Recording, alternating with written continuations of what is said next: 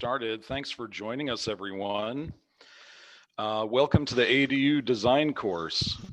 This course is designed to introduce homeowners, builders, and people I like to call citizen developers to the accessory dwelling unit, a unique and often misunderstood housing type, one that will certainly play a role in the effort to provide more affordable housing, more housing choices, and access to housing for everyone that chooses to call Boise home. We hope to provide you with an overview of the ADU building type, the forms, functions, and regulations of this unique and time-tested housing solution. My name is Byron Falwell, and I'm a Boise architect with a focus on housing, urban and neighborhood planning, historic preservation, and cultural projects. I'm joined by a group of experts and advocates of affordable housing to talk to you today about the design of accessory dwelling units, and hopefully help you determine if building one is right for you. I want to be able to address any questions that come up during our course, so please feel free to type those questions in the chat window, and we'll address those as soon as we can. So let's get things started with our first presentation by Hal Simmons.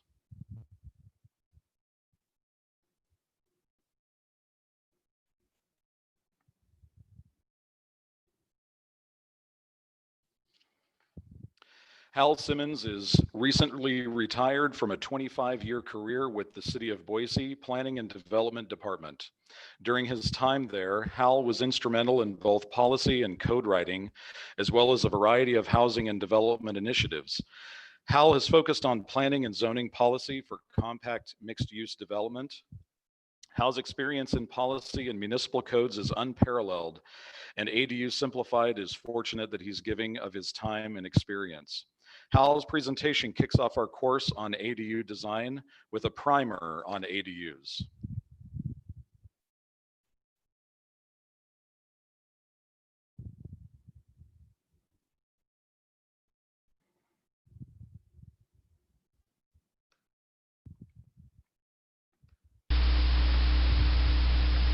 Greetings everyone, my name is Hal Simmons. I've been a city planner for 40 years and have had experience in promoting and regulating accessory dwelling units in the Boise area since the 1990s. I'm going to start out with a short introduction to the topic of accessory dwelling units and provide some general background information on how and why they've been permitted over the years. ADUs have been around as a specific zoning concept for 30 to 40 years or more. I lived in one myself early in my career over 35 years ago. It likely was not a legally approved ADU at the time, but what we call an ADU today is exactly what it was. And I loved living in it. It was affordable and convenient and quiet and close to my work. When ADUs first became popular as a legal zoning concept back in the 1990s, they were sometimes called granny flats or mother-in-law flats, as they were often used to allow older parents to live independently with their adult children on their children's property. As such, they were always a small second unit associated with a single-family home. They have their own kitchen, bedroom, and bathroom, and usually have a small living room. The intent is that they are operated by the property owner as a legal rental unit. Under current standards around the country, ADUs can be constructed in many different ways, but almost always on a foundation. That would include internal to the main house, such as a basement conversion, as a ground or second floor addition to the main house, constructed over the garage, or as a detached standalone unit in the backyard. For this presentation, we are not talking about ADUs in the form of a tiny house on wheels, though some cities are beginning to explore that option. Boise first made allowance for ADUs in the late 1990s through a zoning code amendment recommended by the Comprehensive Plan. The intent was to promote increased housing opportunities and in small increments in existing neighborhoods close to jobs and services by allowing for what could be a nearly invisible form of small rental unit construction. Due to the required size limitation, there was a good chance they could be affordable to the renter, have low impact on the neighborhood, and that they could also help a struggling homeowner generate monthly rental income to help pay their mortgage. Elderly homeowners could even move into the ADU themselves and rent out the larger main dwelling for additional income, otherwise known as aging in place. In an effort to gain acceptance, Boise's first code was fairly restrictive, as most codes around the country at that time were. ADUs could not exceed 600 square feet in size and were limited to only one bedroom. It generally could not have an entrance visible from the street, They needed to blend in architecturally with the main house and be compatible with adjacent houses. There had to be one off-street parking space provided for the ADU, and the owner of the main house had to live on the property, which was enforced through a deed restriction. This last item was important to neighborhoods because it ensured that there would be a responsible person, the owner, on the site, who would have a strong interest in maintaining the property and controlling the behavior of the renter. Boise's code did provide some incentives or elements intended to induce homeowners to construct ADUs. For starters, ADUs were allowed administratively, meaning no public hearing was required for their approval, though the applicant did have to meet with the neighbors and gain their acceptance first. Avoiding the public hearing process is a big deal for homeowners, who can be intimidated by public hearings and discouraged by the extra time that the public hearing process takes. Even though a parking space was required for the ADU, the code allowed the space to be provided on the existing single-family driveway apron if available, so it didn't necessarily take up any more land area on the property. Significantly, there was no requirement that the occupant be related to the owner. They could rent to anybody, including young adults, college students, single moms, working adult couples, elderly or disabled, etc. And for what it was worth, the code also instructed reviewing agencies to offer reduced permitting fees for ADUs. The result has been that over the last 20 years, ADUs have been very well accepted in Boise and in most other cities. Little or no opposition is usually received, and hundreds have been constructed in Boise alone. I'll bet that many of those in the audience today don't even know all the ADUs that exist within their own neighborhoods. They truly are a low-impact and nearly invisible form of rental housing. With public acceptance of ADUs in Boise and the recognition of an increasingly severe housing shortage, Boise has recently relaxed the rules for ADUs. In doing that, they sought to address some of the main restrictions that have discouraged ADU applications in the past. They can now be larger, up to 700 square feet or even more depending on lot size, and can contain 2 bedrooms rather than just 1. They no longer require a separate parking space for the first bedroom, and city permitting fees for ADUs have actually been reduced. The city explored eliminating the requirement for owner occupancy of the property, but that concept did not fly with the public and it was dropped from the amendment. Despite the positive changes to the standards, we know there are still barriers to the broader use and construction of ADUs. They have not reached their full potential to provide affordable housing throughout the built community. The purpose of ADU Simplified is to research and assist with the promotion and facilitation of ADU design and construction in the Treasure Valley. Barriers that we have identified to ongoing construction include the following: limited awareness among the public about what ADUs are and how they may benefit a homeowner in the community. The cost of design, construction, and permitting remain very high. Even with reduced fees in Boise, total permitting and other development fees average $5,000 per small ADU. The existing zoning allowances are still somewhat restrictive in terms of size and design. Owner occupancy of the property is still required, which may limit the owner's ability to sell the property in the future without first decommissioning the unit. And there are few community resources available to help homeowners understand exactly how to finance, design, construct, and operate an ADU on the property. So our goal is to address these and other barriers and find ways to simplify and expand the use of ADUs in the future. Thank you very much for listening.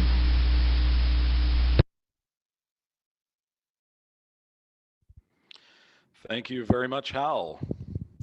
Our next presenter, Steve Taylor. Steve Taylor is the founder of Tyrion, a turnkey housing and ADU builder that provides entitlements, design, and construction packages for ADUs, as well as single and multifamily homes.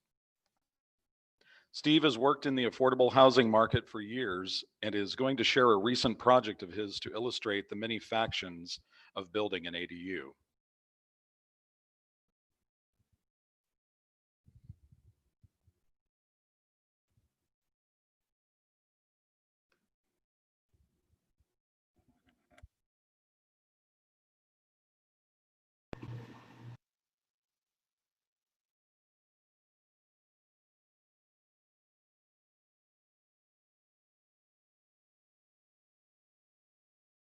This workshop has been developed within the ADU Simplified group for the Boise Neighborhood Interactive Sessions Reimagine Housing and Neighborhoods. My name is Steve Taylor and I'm the founder of Tyrion, a turnkey ADU provider. This case study of construction considerations highlights the efforts of a young Boise couple intent on improving their investment in a modest southeast Boise home by constructing a new 480 square foot panelized alley-loaded ADU over a new two-car stick-built garage. It took approximately 10 months for this young hands-on couple, using a designer, builder, and tradespeople for the specialized tasks while working weekends and evenings managing the project and installing finishings and landscaping before the snow flies this fall. If handled by a turnkey supplier, the sequence would take somewhere between 3 and 6 months, depending on the planning process and construction types. Tieran provides turnkey entitlement, design, and construction packages for ADUs, as well as single and multifamily homes here in Boise. But in this case, Tieran simply acted as a consultant for this talented team as they were hands-on and very eager to learn all aspects of the project. We're going to use graphics and pictures to highlight the discussion of construction considerations in this high-level introduction. Construction planning and design take the form of building plans, engineering calculations, and design details intended to ensure structural, energy, electrical, plumbing, and land use code compliance.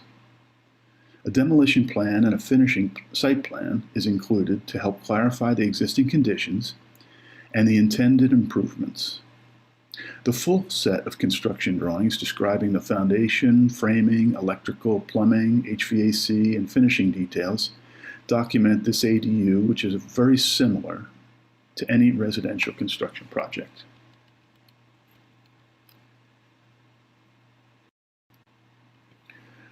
The construction process starts with the applications and permitting through the City of Boise Planning Department, providing helpful checklists summarizing the requirements and descriptions of a construction type, energy compliance, etc. It's necessary to understand and have plans for each phase of the construction process to accurately describe the building type and the need for supporting team members to ensure success during construction. Notice the last requirement, proof of neighbor notification. This is required for many reasons, not the least of which is a smooth construction process. As you can imagine, ADUs are tight on space and will always require cooperation. It helps when a neighbor is on your side and can lend a few feet here and there when space is needed for one reason or another, or when there is a construction activity so close to their living space. Critical to the success in the construction of an ADU is the project is understanding the neighborhood and the site. As an example, here you can see an aerial view of the neighboring properties, the specific lot to be developed, as well as the alley access point for delivery. This is a typical Boise lot in a southeast neighborhood with a single-family, single-story home with street parking in the front and alley access to the small garage and parking area in the rear.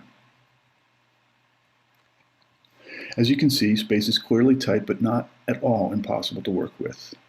A good builder is familiar with limited construction spaces, narrow streets and alleys, large overhanging trees, tight lot lines, overhead power lines, underground utilities, as well as neighboring buildings. And they are just some of the common considerations when planning material delivery and storage, as well as installation procedures.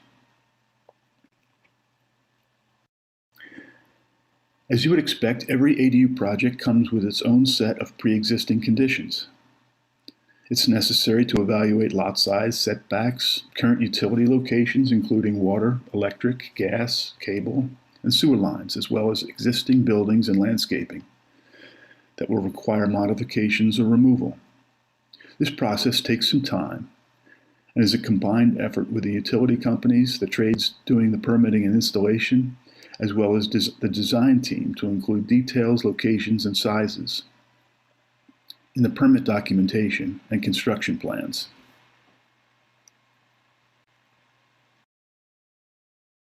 In this case, there was a garage and landscaping to be removed and graded to prepare and level an accessible building pad, and there was easy access to electric, cable, and sewer lines in the rear alley. Water supply came from the front of the property through the existing house trenches, continued to the ADU locations in the rear.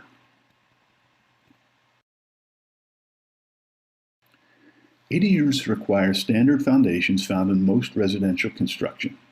In this case, footers, foundation walls, and interior and exterior slabs were designed, installed, and used throughout the construction process to store materials and provide a level and sturdy base for construction. There are many ways to move concrete for placement in a foundation, including pumps, chutes, and even manual handling. In this case, the convenient alley access provided the best scenario for easy placement. Care must be taken to allow concrete to cure for at least a few days before loading with materials and at least a few weeks before parking heavy vehicles.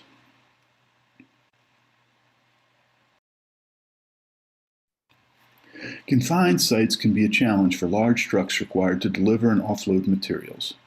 Whether it's stick, panelized, or modular construction, careful planning and installation sequencing is required to ensure maneuverability and efficient access to parts and pieces.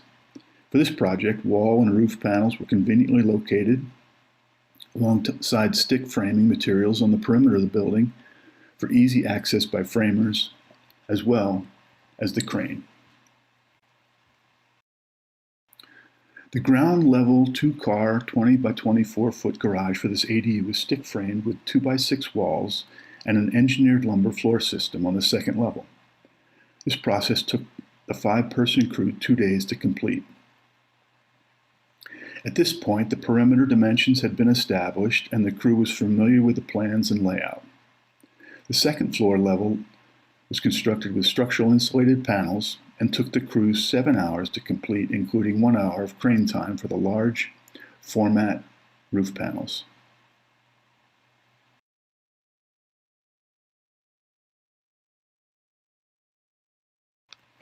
At this point, the 480 square foot living space was completely erected, insulated, and ready for doors, windows, roofing, porch installation, and siding applications.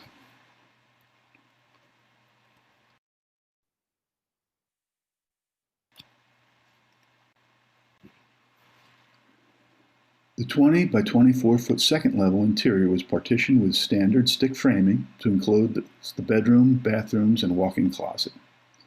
The electric, plumbing, and HVAC lines were run in these walls to each fixture, outlet, and switch. The utility room on the first level houses the laundry, hot water heater, and small storage areas. These interior finishes were completed by a combination of a few tradespeople when inspections were required, but mostly by the DIY homeowners themselves.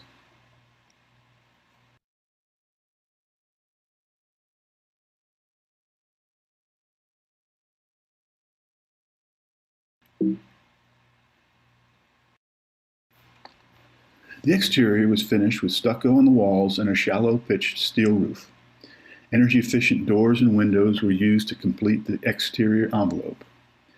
The owners installed, painted, and stained the deck materials themselves and are completing the landscaping before the snow flies this fall. The owners completed all of the interior finishings themselves, including fixtures and cabinets in the kitchen and 5x9 bathroom, as well as the hardwood plank flooring, pocket doors, painting, staining, and the installation of cabinets and hardware.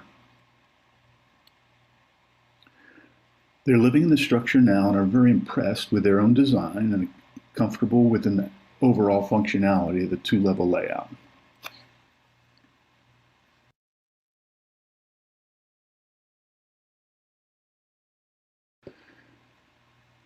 I hope you've enjoyed this brief summary and case study, and we've introduced this to demonstrate the viability and efficient construction process for a 2-level ADU here in a Boise neighborhood with typical site constraints and building practices. Many thanks to the homeowners, the City of Boise, and Boise Neighborhood Interactive Group for the many contributions and allowing the ADU Simplified Group and Tyran to share these efforts. Thank you. All right, thank you, Steve. Our next presentation is by Mel Leviton. Mel is the Executive Director of the State Independent Living Council. a state-level organization that conducts statewide accessibility assessments and seeks to remove environmental barriers to increase access and independent living conditions for all. Mel is on the board at the Intermountain Fair Housing Council and was a senior advocate at Disability Rights Idaho for 13 years. She lives in an accessible ADU in the West Bench and has created a video tour of her home to illustrate the importance of providing barrier-free design that is accessible for everyone.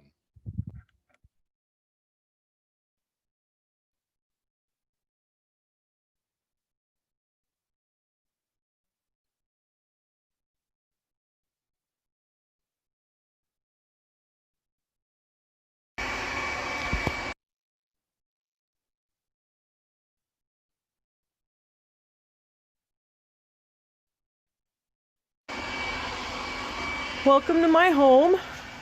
This is a small home on the back of a lot. A larger home is toward the front of the lot, as with most ADUs.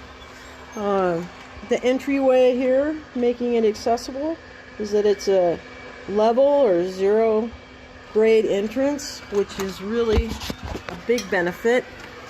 This is the only home I've ever had that has that kind of an entryway. So as we come into the house, we come into a large open room. The living room and the kitchen are here. They have nice open windows that really let the light in and make the space seem much larger than it is.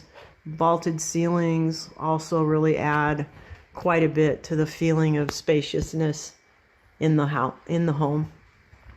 So you'll notice the floors are a laminate in a wood grain, and they're wonderful. They were put in a couple of years ago. They've really made a huge difference in how easy it is to get around the house.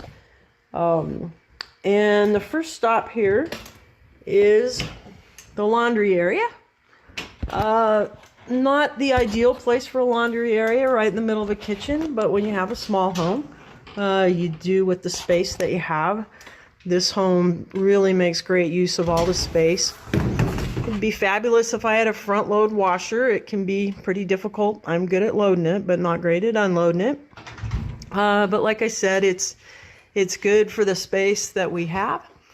You'll see the shelves up above. I can't reach any of that. I get help to get those things. Next to our little laundry area is our refrigerator. And again, not ideal. I would prefer to have a freezer down below. When I open this freezer, I've got the camera at about my eye height. And as you can see, I can reach some things in there, but on occasion, things fall on my head. So in moving back and looking at the counter space, the cabinets up above, I don't ever get into. The things that are accessible to me are the things down low, so pots and pans and cookie trays, cleaning supplies, the dishwasher and some utensils, the coffee pot on the counter, which is mandatory accessibility.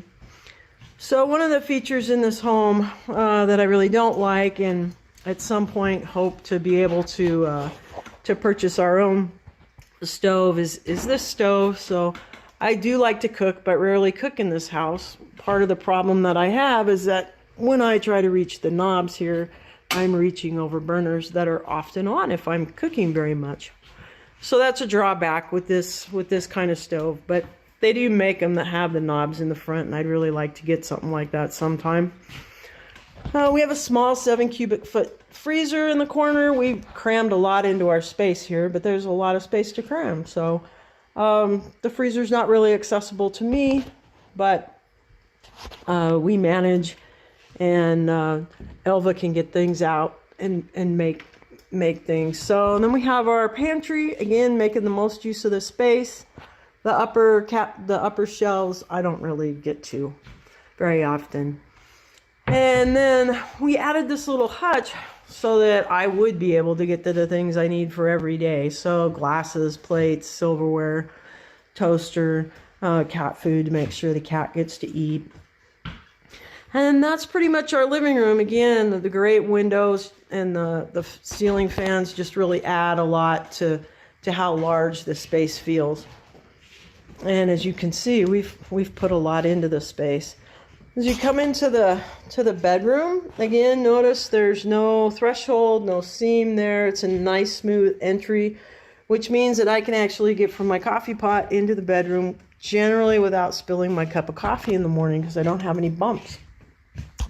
Again, the bedroom, beautiful big windows, really adds to the size of the spaciousness feel of the room. It's a super large room. We've crammed every corner. A lot of that is because we put things at my height. So when we first come into the room, you'll find our closet, which we frequently refer to as our garage. And you'll see that we have tools, workout equipment, clothes. I have great racks down low so that I can get to my clothes, extra wheels, and a little bit of camping gear.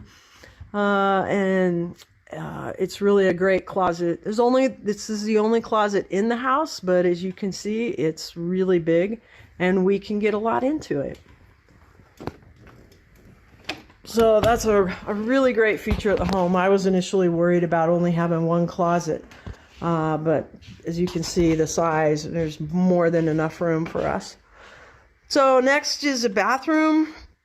Again, I mentioned that our landlord had put in new flooring a couple of years ago, and that's been just a wonderful addition for us. When he did that, he put in an updated full-size shower accessible or wheelchair accessible shower with a bench.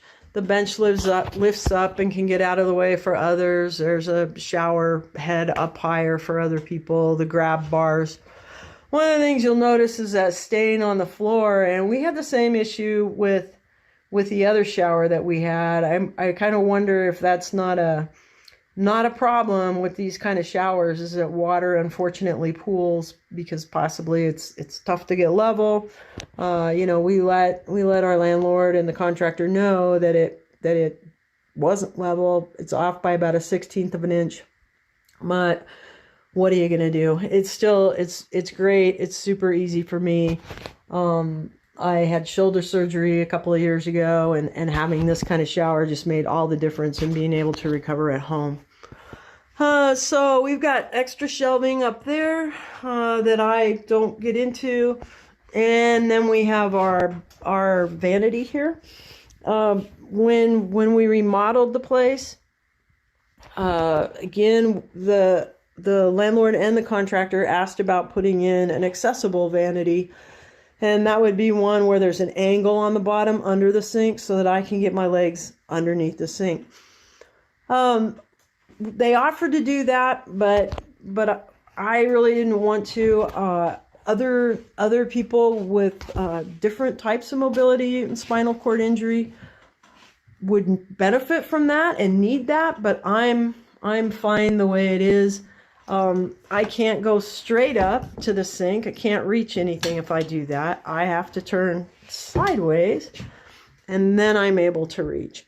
And like I say, this wouldn't work for everybody, but it works good for me. I would rather have the storage. And then we turn around, and there's where the toilet area is. Again, it's very spacious. I have plenty of room to roll up, use grab bars, and transfer.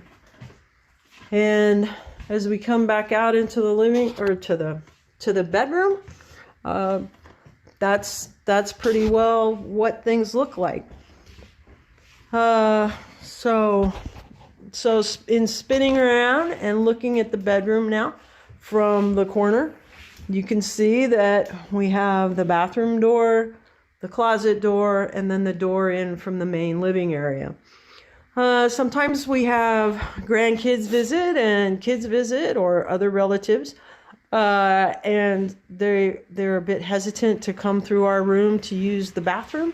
We're pretty sound sleepers, and we tell them, you be as miserable as you need to be, but you're not going to bother us. Again, it's not ideal.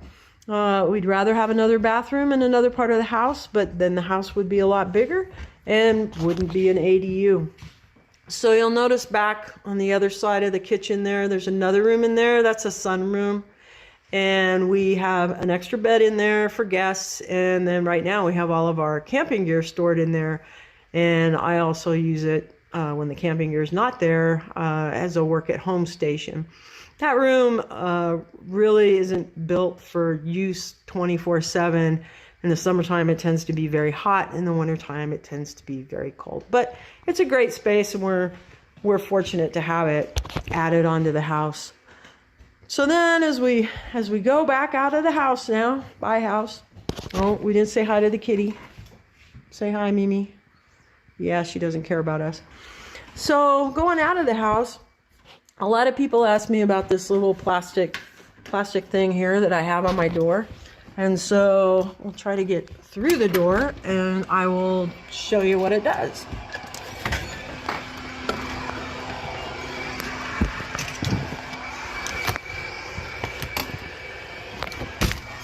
So this is a wonderful little contraption that I ordered from a place called Sport Aid. It cost me 15 bucks. I've had it for about 20 years. I broke it once in the middle. But as you can see, it's great for helping me close the door. I don't need help to do that. That's just a great little addition that doesn't cost a lot.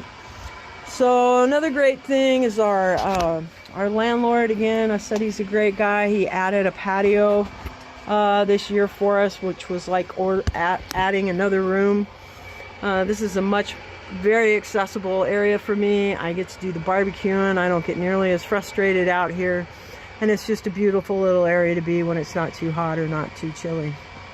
In any case, that's really our place. We're set up. You can kind of see the house that's out in front over there. And we're back behind. It's a beautiful setting and we're very fortunate to live here. It's definitely 2 to 3 times bigger than a tiny home. It's not a tiny home. It's big for an ADU, a typical ADU. But many of the ADUs or the tiny homes use a loft and a bedroom. And obviously that doesn't work for me. I don't do ladders well. So again, it's a little bit on the big side, but it's got great accessibility. If I was going to make it a little bit bigger, certainly there are some things that I would change. But then it wouldn't be as small as it is, as easy to take care of, and as easy for me to get around. So there you have it, and there's my cat. All right. Thank you. Thank you so much, Mel, for that tour of your ADU. So for our last pre-recorded presentation, we have Steve Benner. Steve Benner is a recently retired Boise architect who has been a longtime advocate of sustainable design during his career at CSHQA. His experience as Conservation Bureau Chief for the Energy Division at Idaho Department of Water Resources has given Steve expertise in developing and managing energy efficiency projects and technical knowledge of building envelope design. Steve is also a LEED accredited professional, one of the first in Idaho, and a founding board member and past president of the USGBC Idaho chapter. Steve's principal focus for the past 15 years has been affordable housing, and he has led a team of architects and engineers in the design of new and renovated housing projects in Idaho, Oregon, and Nevada, totaling approximately 1,000 living units. Since leaving CSHQA after 18 years, Steve is now enjoying his solo practice, doing special projects for a select group of clients. And the following presentation is a case study of one of Steve's projects.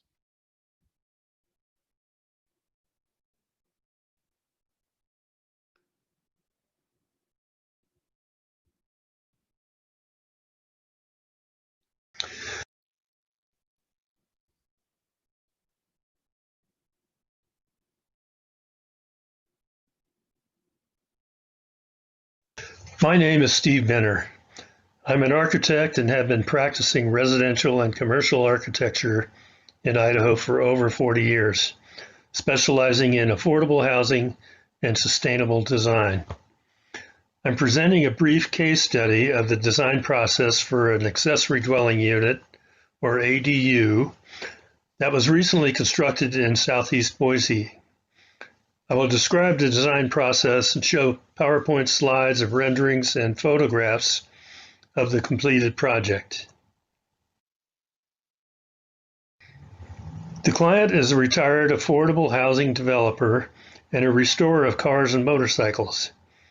He and his wife bought a 1950s era mid-century modern home in southeast Boise a couple of years ago. I helped them design a renovation and 700 square foot addition in keeping with the mid-century modern tradition. After the addition and remodel was completed, they realized they needed more space, having moved from a 3,500 square foot home in the East End. The initial design concept was for a shop and storage building for motorcycles and an Austin Healey the client had restored, with some room for woodworking equipment. I prepared plans for a shop to meet their express needs. A building permit was obtained and construction began. This was a straightforward project needing no special permits or notification of the neighborhood. After the foundations and slab were completed, the client paused the project to travel to Australia and learn how to surf. Upon his return, he decided on some changes. A revision to the concept developed when the client needed an ADU above the shop for their son to live in. It could also potentially become a rental space in the future if needs were to change. As the plans evolved, structural changes required retaining the services of a structural engineer. The design required cutting the existing concrete slab in 2 locations in order to build large footings for steel posts and a steel beam to provide clear span without intermediate posts in the shop. Funding was not an issue for this homeowner, but the change to the program did increase the permitting, design, and construction costs, as well as lengthening the schedule considerably. It is always better and much less expensive to make changes on paper rather than after construction begins. Desired features for the ADU included energy efficiency, natural light, a full kitchen and dining living area, full bath, 1 bedroom with storage, a deck, and room for some expansion. The design had to be architecturally compatible with the main house and the neighborhood. Materials were chosen for durability, sustainability, and to be complementary to the primary residence. Standing seam metal roofing and fiber cement siding were used. The ADU is accessed by stairs, and therefore it was not possible to be accessible for wheelchairs. Site analysis is always the critical first step in determining if an ADU is possible or financially feasible on any particular lot. This home site is a large corner lot with access to the ADU separate from the primary residence. This avoided many of the issues that are encountered with developing an ADU on a smaller lot with fewer access opportunities.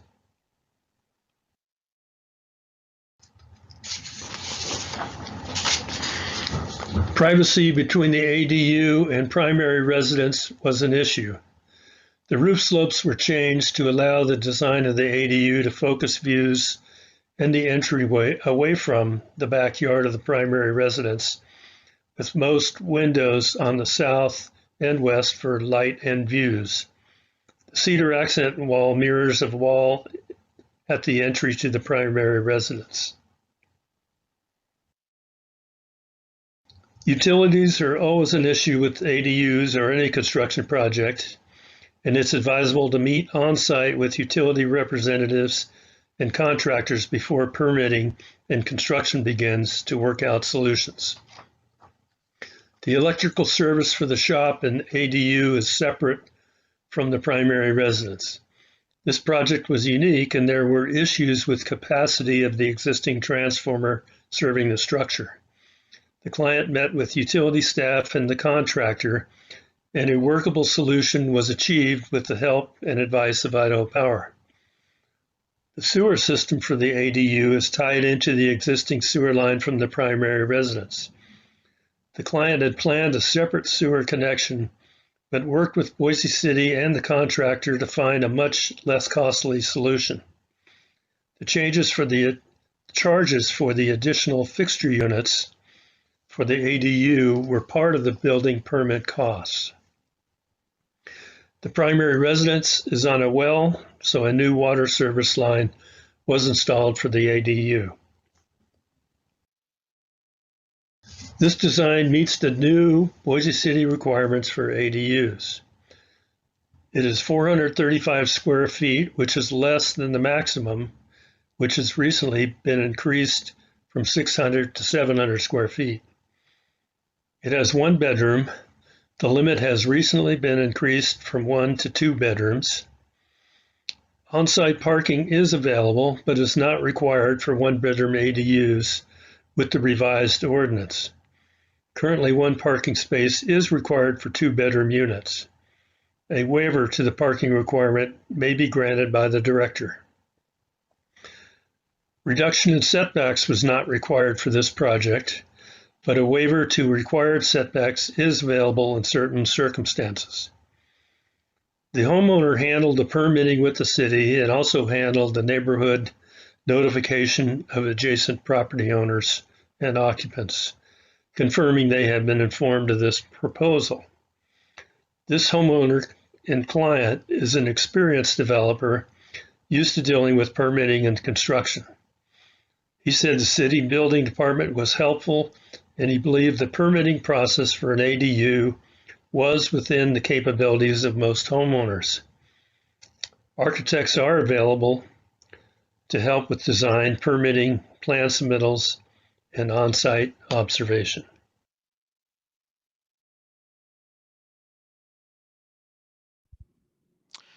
Thank you, Steve Benner, for that presentation. So that concludes the kind of pre-recorded portion of this course. We're going to pop into a couple slideshows and really the ADU design workshop that if we were doing this event live, of course, I would have everyone lined up with their drawing materials and we would set about starting to design an ADU from scratch. But because we're doing this online, I've got everything broken down into two slideshows. And before I get started on the first one, I wanted to open up the floor for any questions that anyone has. Bear in mind that I am using the Zoom platform right now, and I can only see Zoom chat, the Zoom chat window right now and Q&A. I'm going to attempt to log on to the Hoovia app as well and hope that nothing goes wrong with my screen share, and hopefully I can take some Q&A from that as well. So let me know if you have any questions via the either the Zoom app or the Hoovia app.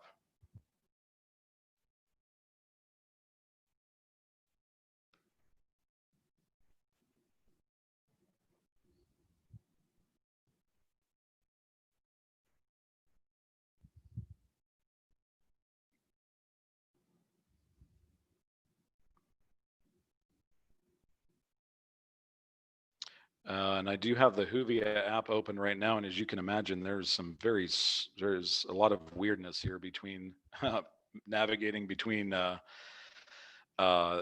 Zoom and Hoovia. It looks like on the Hoovia app we have a question about the square footage of Mel's ADU.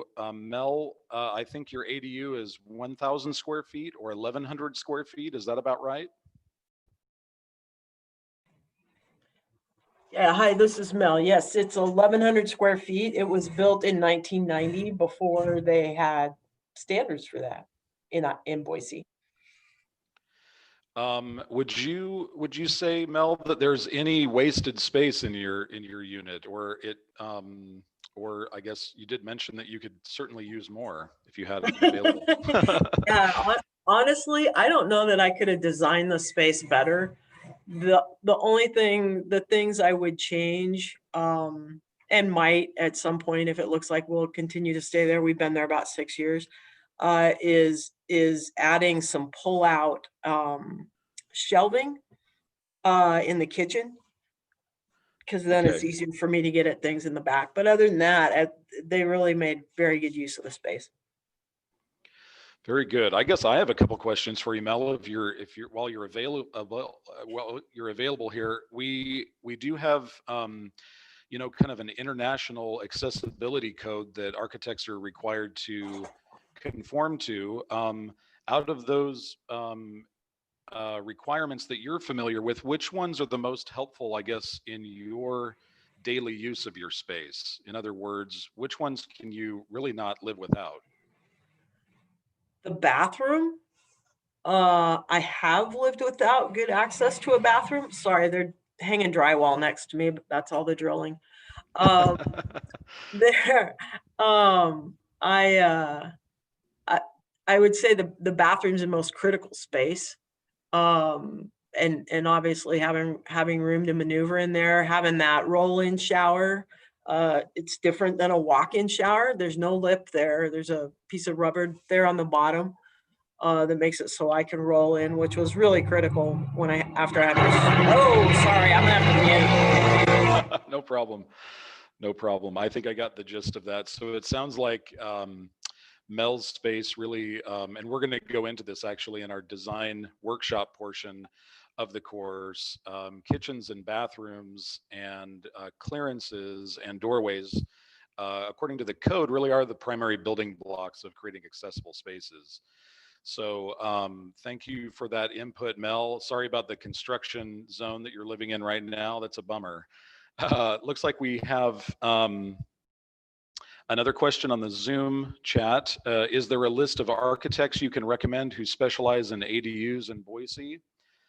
From Aletha. I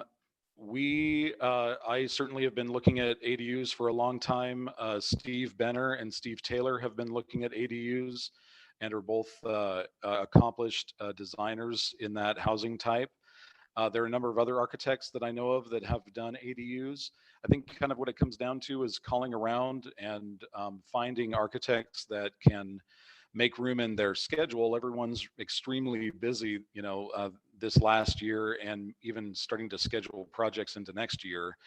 So it kind of comes down to being able to interview the architects that you want to work with or designers that you want to work with, and determining whether or not you have in your budget room for somebody like an architect or a designer, or if something like a turnkey solution is better for you. A turnkey solution from someone like Steve Taylor, he provides all of the services all kind of bundled together, including design and permitting and construction. So that's one project delivery format that's available. And when you work with an architect, you do have the option of, going with a fully custom ADU. A lot of architects, myself included, have been designing or have been working on pre-designed ADU units, and the ones that I've been working on will be available this next year. And it's just been kind of tough to get those rolled out, but we can offer those for reduced prices as well. So you don't have to retain the services of an architect for professional design services. Some of us are kind of bundling all those together and coming up with some ADU designs that we can just sell license rights for. So that can help save a lot of money too. So just so we're cognizant of time here, I'm going to pop right into our next presentation.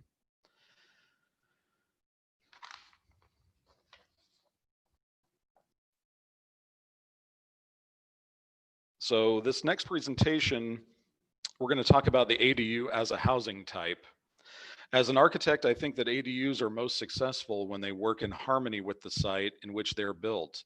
I like to refer to ADUs as providing invisible density, because chances are if you live in Boise, you're already living near one, whether you know it or not. As we've seen, ADUs have already been a successfully integrated housing type for almost 100 years in Boise. As we think about the future of housing in Boise, ADUs will certainly play an important role in providing housing variety and housing affordability. So this is a presentation that I've given a number of times for a number of groups of people, realtors. I've given this as part of an Energized Boise program at the public library and for other groups. This is a presentation that's really designed to give you a good overview on what an ADU is and what it is not, and some of the requirements that are built into either the Boise zoning ordinance as it applies to ADUs or the building code. So what is an ADU? An ADU is any permanent structure that is used as a dwelling, which is secondary to a primary home on a single lot. I worked a long time to try to create a more concise definition of an ADU, but for the most part, this definition here encompasses all of the various qualifiers that put ADUs into the special category that they are in. So let's look at what ADUs are not. ADUs are not secondary dwellings on a separate lot. So if you have a, say a primary building lot that has been subdivided into two lots, leaving you with two dwelling units, that is to say, a dwelling unit on the front lot and a dwelling unit on the rear flag lot, neither of these would be considered an ADU because they're independent single-family dwellings on independent parcels. ADUs are also not duplexes. Duplexes are a specific housing type. There is a little bit of overlap sometimes when we're talking about an ADU that is attached to a primary dwelling. ADUs can sometimes look a little bit like duplexes, but they're specifically not duplexes. The code requirements for ADUs are much less complex and many times less costly than those for duplexes. Duplex housing types are specifically defined in the Boise zoning ordinance, and along with a duplex, or along with designing a duplex, you have all these additional requirements that have to be met in order for that building to qualify as a duplex. ADUs don't have many of those extra requirements. ADUs are also not tiny houses. A tiny house can be used as an ADU, and sometimes that does happen, but for the most part, tiny houses are non-conforming housing types if they are not built to the International Residential Code standards. So the IRC, the most up-to-date building code for residential structures, that is an important building code that is an important code that really does sort of define what kind of space we're talking about. The tiny homes specifically do not meet those requirements and are not able to be permitted through the city of Boise or really any other city jurisdiction. A tiny house, if it is pre-built off-site, it can arrive on site on wheels as long as it is permanently installed on a permanent foundation with permanent utilities that are connected to the actual parcel. Otherwise, the tiny house is, if it's still on its trailer axle and yoke, the tiny house will not basically be allowed through the ADU process. So let's look at a couple of other requirements here. We've gone over the building lot, single lot, and ADUs can be attached or detached from the main house. ADUs can also be attached to a garage if that's desired, if that's the best format for that particular parcel. Any ADU that is attached or detached needs to be separated from all other structures on site by at least 6 feet, and that's a building code requirement. ADUs have a maximum size of 700 square feet or 10% of the lot size, whichever is smaller. So many north end building parcels that are 50 by 120 feet or so are going to be more in that 600 square foot category. A 600 square foot ADU on a north end building lot is going to be fairly difficult to fit on a backyard space or a side yard space anyway. So you can see that requirement there that the city had built into the ADU code really takes into account the size of the existing lot. ADUs have to conform to all existing setbacks for that zone. There are some exceptions that apply for ADUs that are below 500 square feet. You have reduced side and rear yard setbacks available if it's smaller than 500 square feet. Otherwise, the ADU has to conform to the setbacks just the same way as a garage or a primary dwelling would. ADUs can be a studio space. They can be a 1 or 2 bedroom space. If they're a 2 bedroom space, there's 1 additional parking space required for that 2 bedroom ADU. Otherwise, if it's a studio or 1 bedroom space, no additional parking required. ADUs have to conform to the acceptable building code. Normally that's the International Residential Code. So that's what disqualifies many tiny homes into conforming to that building code. There are minimum room sizes. There are plumbing and mechanical requirements and electrical requirements that are part of that building code.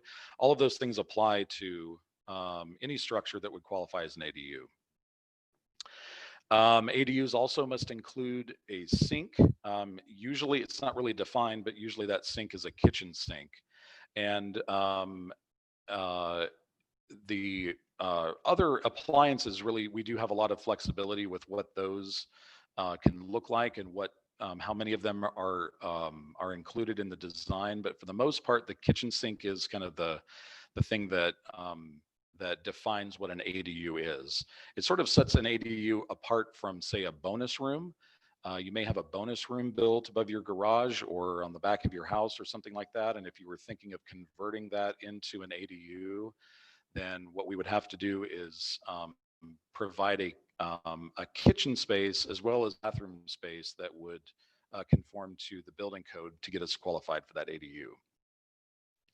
Again, the permanent foundation is a big part of that. No wheels or axles, no concrete blocks unless those concrete masonry units are engineered and constructed as part of a foundation wall. Slab on grade foundations really aren't allowed either anymore.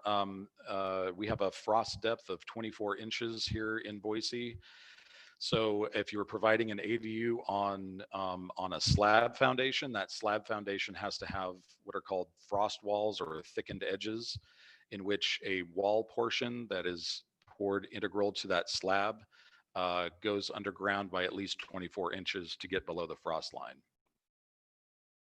Permanent utilities are also a part of the requirements. And then the last requirement here, the owner occupied. This is a part that Hal has addressed, and I know a number of other presentations on ADUs have addressed this. The owner occupancy requirement is a big part of what is simultaneously allowing Boise residents and existing folks that live here in Boise the ability to provide ADUs on their property. It's also kind of stemming the tide from out-of-state developers that would otherwise kind of use their purchasing power to swarm into town and buy up a number of properties, single-family homes and otherwise in Boise neighborhoods, and take those properties and convert them into homes with ADUs attached. So a number of out-of-state developers have approached me, and I know other architects and builders have been approached as well with that idea. Without the owner occupancy requirement, I think you would see a pretty huge influx, I think, of a lot of out-of-state development that would come into town and essentially flip single-family residential properties into single-family with ADUs. So as long as that owner occupancy requirement exists in that ADU code, we have some degree of control, I guess some degree of local control over how many ADUs are built and how they're managed. I'm going to try to pop out of this really quick and enter into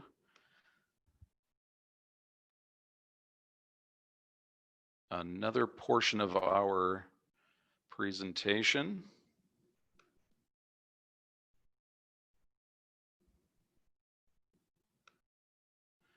Okay.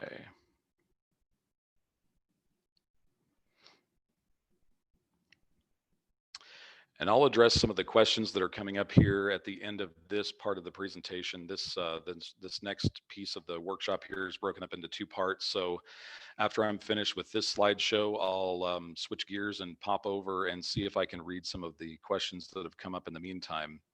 Otherwise, let's continue on this part. The site planning is one of the most important parts to determining whether or not an ADU can be built on your property.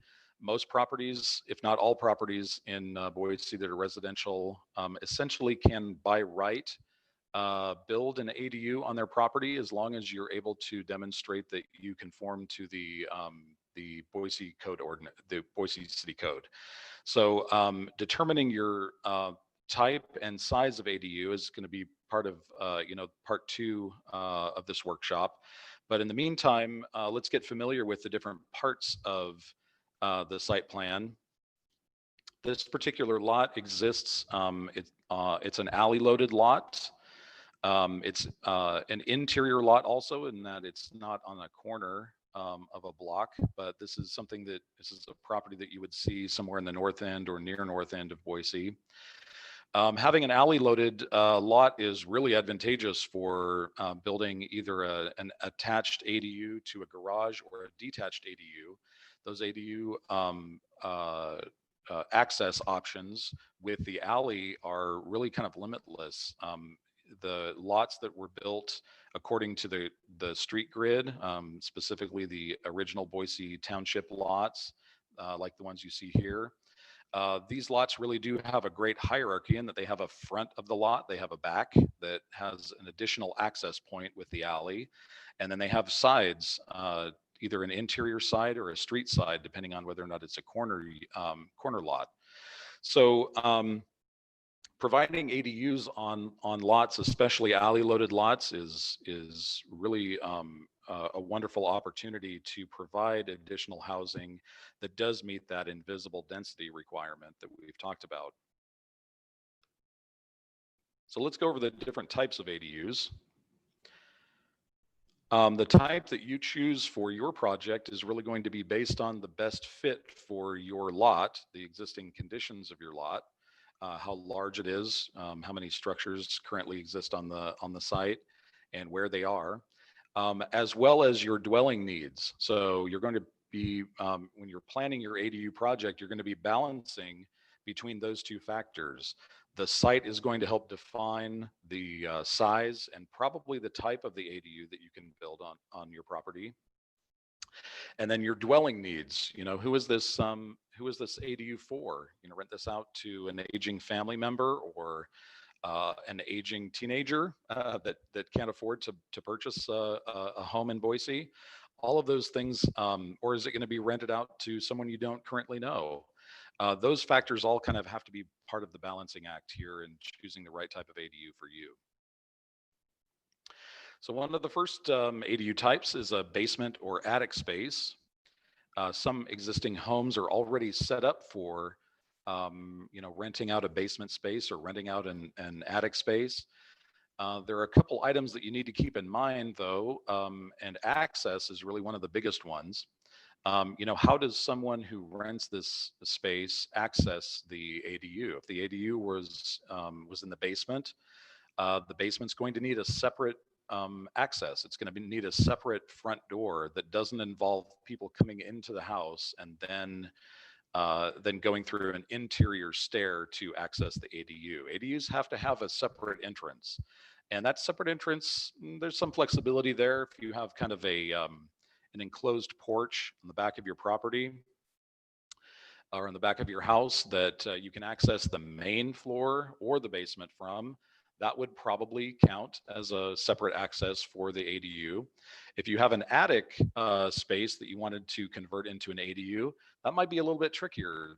Most attic spaces have an interior stair, and so being able to provide that extra access to the ADU above the main house is going to be a challenge. Either that can come in the form of an exterior stair, or maybe there's an addition that's built on the house that includes a secondary stair that provides access to the attic space. Basement and attic ADUs really are advantageous in the sense of utilities. Utilities are pretty easy to run. Many of the utilities may already exist, especially for a basement space. Emergency egress is another important point to consider with this type of ADU. The bedroom space, if it exists, even if it's a studio space, wherever anyone is, wherever a bed is present, essentially is a de facto bedroom space.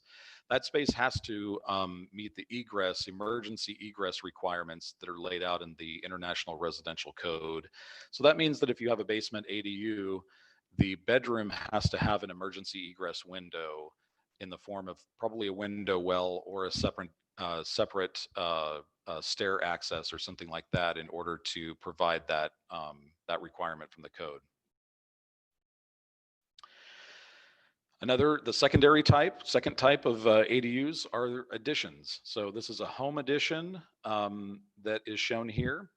Again, very similar to even a detached ADU in the sense that we have to have a separate entry. The addition can be on pretty much any portion of the home except for the front of the home.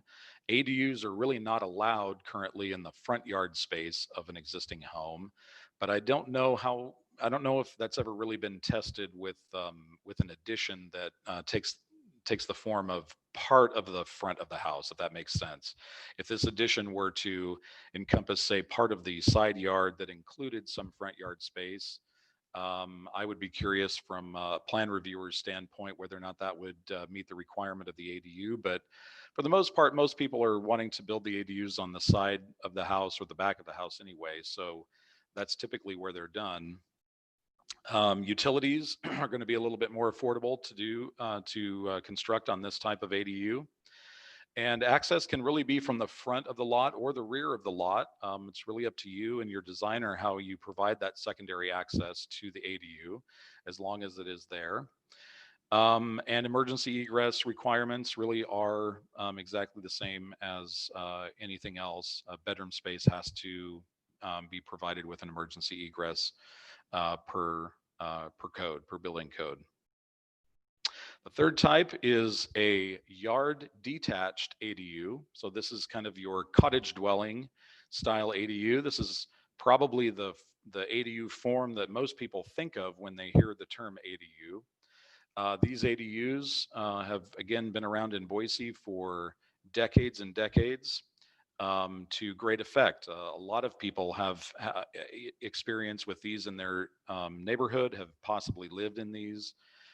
This is a very understandable form of ADU. The things to keep in mind here, though, are the utilities might be a little bit more expensive in a sense that they, in all likelihood, will be trenched over to the main house. The sewer and the water utilities in all likelihood would be connected to the main house. That will require some trenching. That's additional expense that you would incur that you wouldn't see if this was a house addition. So that can increase the costs a little bit. Anything smaller than technically a 500 square foot ADU, you have access to reduced setbacks.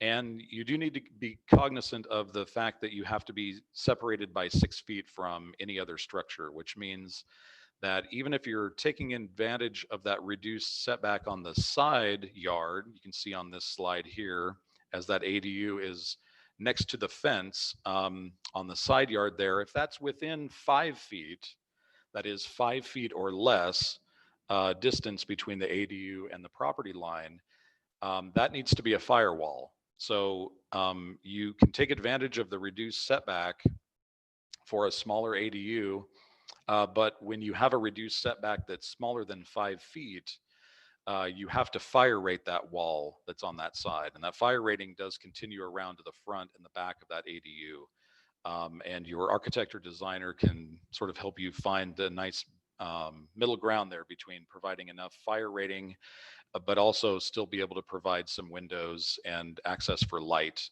inside that ADU. So that's one thing to keep in mind. Stormwater management is also kind of integral to any ADU that is either an addition or detached. Now that you have an additional roof space, that roof with the gutters and downspouts, all that extra water needs to go somewhere. And we've all seen situations where in tighter neighborhoods where there are reduced setbacks on the side yards, frequently those side yards get flooded during rain events. And that's one thing that we need to do a better job of in our city, is really planning for stormwater management. The more ADUs that we build and the more hardscape that we have in our existing neighborhoods, the more we're going to need to treat the stormwater. And the last type for ADUs are garage attached. And this can take many different forms. I'm just going to show you 2 different types, but when you attach an ADU to a garage, you can get rid of that 6-foot setback, 6-foot distance between the garage and the detached ADU. Sometimes it makes more sense to reclaim that space and put that to interior usable space. So the ADU that's shown here is attached to a 2-car garage. It's also on the ground level. So this is an accessible, or it has the potential of being an accessible ADU. So that's a really nice feature too. The utilities are going to be the same situation. Most of the time, garages are not outfitted with a sewer line or even water lines connecting to the main house. So they'll have to be trenched. The access really does start to look like it's really going to be coming from the alleyway, although you could reverse the side that the ADU here faces and face the ADU into the backyard without any problem. That's certainly allowed. And then ADUs above either an existing garage space that has some attic access and a convertible attic space, or an entirely new garage with an ADU above. That is also allowed. And these units here have certainly a lot less capability of being accessible. However, we are doing one right now, or I'm doing one for a family in the North End who had an existing bonus room. It was a non-conforming ADU, bonus room space above an existing garage that we converted into a conforming ADU space for an aging relative. And the interior stairway that we provided as part of that ADU has a chair lift associated with it. So as the occupant ages, whether or not she is using a walker or a wheelchair, she can transition into a chairlift. It's certainly not the most ideal situation, but it did make it possible for her to live on site with her family and be cared for by her family. So sometimes we have to balance some of those requirements and balance some of those values there in order to find the best solution for everybody. Here are 3 challenges to building ADUs. Certainly there are a lot more challenges out there, but these are 3 that I'll highlight on right now. Cost is one that certainly disqualifies a lot of people, makes some folks nervous about entering into a project like that. The smaller building size increases the cost per square foot, so you don't have the economy of scale working for you.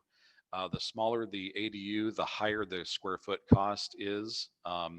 Permanent utilities can add cost to the project. And local construction costs in Boise are higher than they've ever been before. Design and permitting costs can be expensive. So the whole endeavor is really, we have to kind of look at it as you're providing an additional residential unit on a site that didn't exist before. So the costs are really relative to the way that you would see the costs associated with a single family residential project for that comparison. Lot size can certainly be a limiting factor for building an ADU. The smaller the lot, the more difficult it is to fit an ADU on that site. A construction access is certainly something to keep in mind, and some historic districts are a little bit more difficult to build ADUs within. They're certainly not impossible, but a little bit more difficult. The owner occupancy requirement we went over before, that is sort of a big key toward whether or not we are actually trying to provide more affordable ADUs or ADUs that can be used for affordable rental space, or if we want to open the floodgates to out-of-town development, we would certainly increase the number of ADUs built, but they might not be affordable. They might be converted into short-term rentals or things like that. There's certainly no prohibition of short-term rentals for ADUs at this point. So I'm going to have to kind of speed through the rest of the presentation here. Time is ticking away. I wanted to offer anyone who has signed up for this unit, you're entitled to a free ADU assessment that I will do for you. Just reach out to me via email, contact me, and I can give you an ADU assessment that looks at your property, what ADU types are most applicable for your lot and your situation.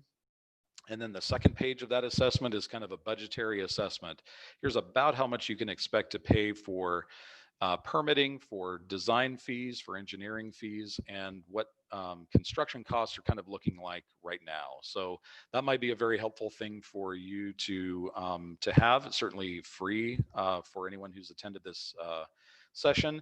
If you don't need it, but you have someone, you know someone who does need it, you can certainly transfer that coupon code over to them, no problem. Otherwise, let's pop into the next presentation. And I've got a couple questions here. ADUs are not currently allowed for duplexes. To answer that first question on the Zoom chat. Two-story ADUs, as long as they don't violate the 700 square foot requirement, then that should be fine. Even if it isn't a bomb shelter, you just have to make sure that you're meeting the requirements of the building code. That bomb shelter probably will have to be converted in several different ways, including the egress requirements. So anyway, let's pop into designing an ADU. This is part one, site planning. And let's take a look at the reasons for designing your own ADU. Self-performing the work can save you quite a lot of money, especially if it really just sort of helps you get up to speed on what it really takes to design and permit an ADU. Sometimes even if you're not self-performing the entire thing, consolidating your ideas into one place can help make the designer's process a little bit easier. It can also help you evaluate the feasibility of such a project for yourself, whether this is going to meet your budget, if it's going to meet your goals, or if you really do have room on your property to do this. And I'll make this presentation available for download later on if you send me an email. We're going to have to kind of speed through the rest of this in order to get through it. And I want to make sure that you have ample time to absorb all of the different parts and pieces of this workshop. So if you have graph paper, the easiest way to draw a site plan to scale is to start with graph paper. When you have one unit on the graph paper, you can assign that to any real world measurement that you want, 2 feet, 4 feet, 10 feet, 100 feet, whatever makes sense for the size of drawing that you want to provide. I usually stick with about 2 to 4 feet for residential properties like this. The smaller that number, the smaller the real life equivalent, the larger the actual drawing is going to be and the more detail you can provide on that drawing. So drawing your site plan will involve measuring your lot either in person, and I would start at the backyard where you are likely to have a fence on the backyard, a fence on each side yard, and throwing your tape measure from those property corners is going to be a lot easier when you can see where your property line likely is based on the presence of the fences. Your front setback, your front property line is going to be harder to see because not everyone has a fence out in the front of their property. The other method that you can use is to use the City of Boise's GIS mapping software. What I would do if I were you would be to go to YouTube and look for the Boise GIS YouTube channel. That's going to provide some tutorials for you on how to use that software. It's going to simulate really throwing a tape measure out on site, looking at your existing lot. So let's look at just a randomly, selected lot from the somewhere in the north end, I think. Hopefully this isn't your house, but this is someone's house. And what we're going to do is just measure the width of the lot. This one is 55 feet. The length of the lot, which happens to be 120 feet. And then we're going to convert that into our graph paper where 1 unit is equal to 4 feet. So in other words, each of these squares is 4 by 4. And we end up with a rectangle that looks like our lot. It's exactly to scale, and this is going to help provide some measurements that we're going to need.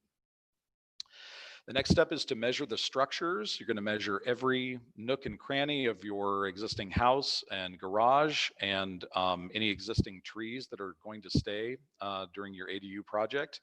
You're also going to measure the distance of these structures away from the property lines so that you know how far away from the property lines they are. So you kind of need to locate those structures within the boundaries of your site.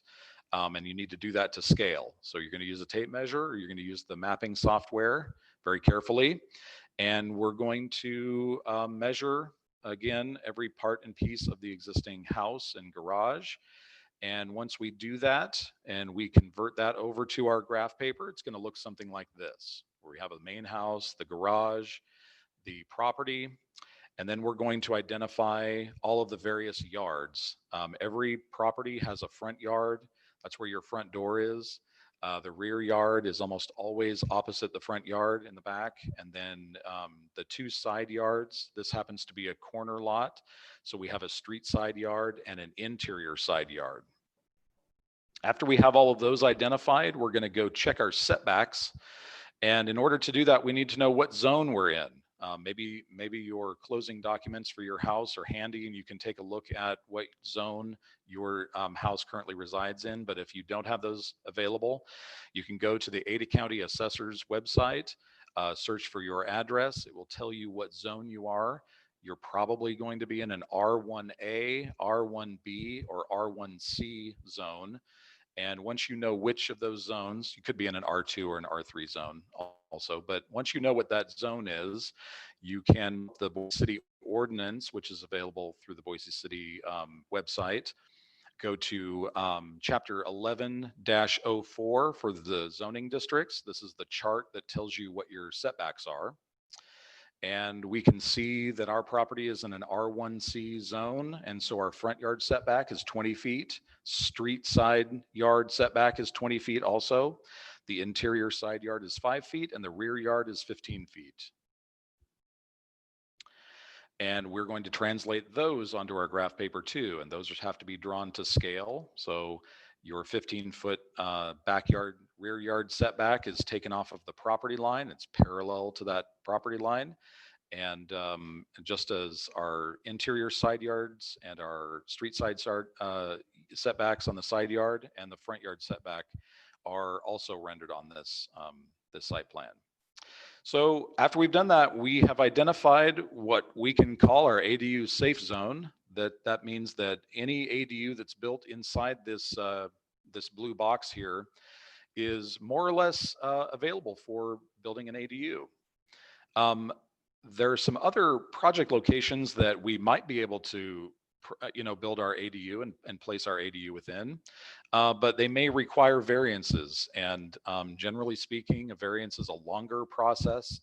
You're asking the City Planning and Development Department and the Commission possibly for special exceptions for your lot.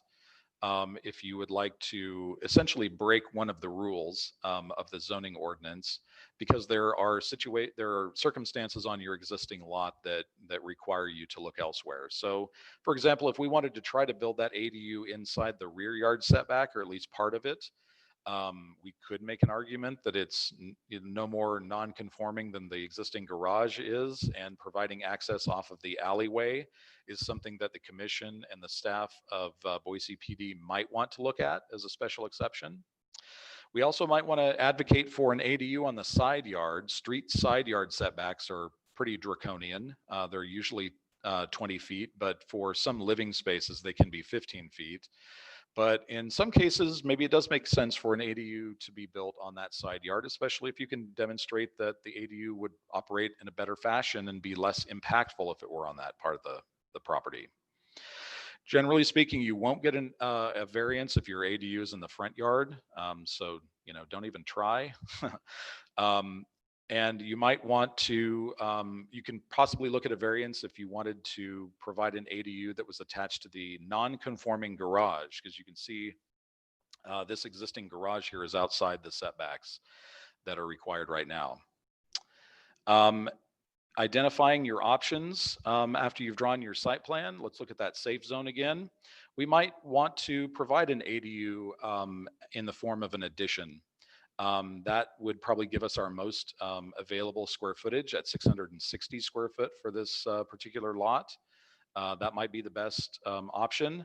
If we went with a detached option and we had to provide a 6-foot separation from the main house, we're looking at something more like 220 square feet for that ADU if it was detached, if we didn't also have a variance to create a larger ADU there. So if that was the one that we went with, we're really limited by the size of that ADU by being about 12 feet by 18 feet. There's very little else that we can do in order to increase that without getting a variance. So part two, we're just going to blaze through part two in the next 2 minutes or so when we're space planning the ADU from the inside out. Now that we know about how large the ADU can be, especially if we're going with that detached ADU unit, we're going to look at all of the site factors that will influence how that ADU operates. We're going to look at the solar orientation, how much natural lighting we can expect. We're going to look at privacy concerns, where the existing utilities are likely to be, and then how the ADU really connects to any exterior space. So architects do diagrams kind of like this to sort of put all of that in one place, looking at your options for views, options for privacy, and utility options, and what the sun and solar orientation does during the course of the day. That might then kind of inform how many windows, where those windows are, how large those windows can be, also where our plumbing wall is likely to go, if we want to consolidate most of our utilities for cost. And then as we're planning the interior spaces, we have to keep in mind that we're still drawing in scale. So we have to draw accurately sized bathrooms and accurately sized kitchens. These are two fairly small, reasonably sized rooms here, bathroom and kitchen. So if we place those inside the space, this is about what we're left over with for living and sleeping space. An ADU of this size is looking more like a larger hotel room, in that the living and sleeping space is really the same space, whether we use like a Murphy bed or a pull-out couch bed option, or a small bed and a small seating area. Either way, we kind of have to make the most of our small spaces there. For all of the ADUs that I design, I provide as much accessibility as I possibly can for these smaller spaces. The pre-designed units that I offer, again, have as much accessibility as I can offer. I would encourage everyone else to view your ADU design process in exactly the same way. You never know who's going to end up renting these units, either right now or into the future. So providing accessibility when you can, which is the time of design and construction, is absolutely critical, so that those accommodations and barrier-free living spaces are available to whomever may need them in the future. Accessibility really kind of comes down to bathrooms, kitchens, clear floor spaces and door and hallway spaces. That's something that an architect or an experienced ADU designer can help you with. Certainly I'm available if that is something that you want to reach out for consultation with. Otherwise, that free ADU assessment is available to anyone at any time. So contact me if you have any questions. I'm going to stop the screen share here really quick and pop back onto the video if I can. And stop the screen share. And there we all are again.